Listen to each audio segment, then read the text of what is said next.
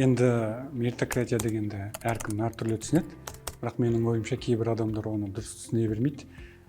Мен 2 жыл сарапшы болдым, мені міндетті түрде сарапшы қылып көтеру керек. Мен 4 жыл бас сарапшы болдым, мен міндетті түрде басқарма басшысы қылып көтеру керек деп түсінеді. Менің ойымша меритократия деген ол тек қана сатылап өсу емес, ол әр лауазымға кәсіби және адами жағынан сай келетін адамды тағайындау. Сол мен үшін меритократия.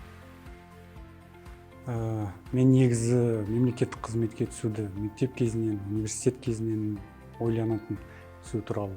Сол 2014 жылдың соңында мемлекеттік қызметке құжат тапсырған кезде жақындарым, туыстарым, достарым негізі көбі сенбейтін еді. Сен мемлекеттік қызметке былай оңайшылықпен салмайсың, ол жерге таныс керек деп. Бірақ міне өзіңіз көріп отқандай мемлекеттік қызметте отырмын.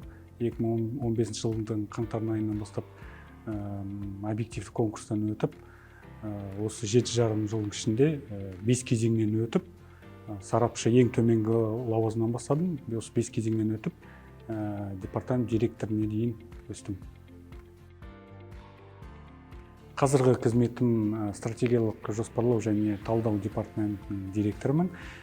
Жалпы біздің департамент осы агенттіктің болашақтағы стратегиясын, жалпы мемлекеттік қызмет қай бағдарда даму керек, сол бағытта жұмыс атқарады.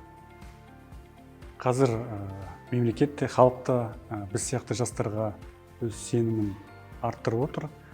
Біз сондықтан сол сенімді ақтайық, өз елімізге адал қызмет етейік. Ізденіңіздер, кәсібилігіңізді, біліміңізді арта беріңіз, сонда өз еңбегіміздің жемісін көреміз.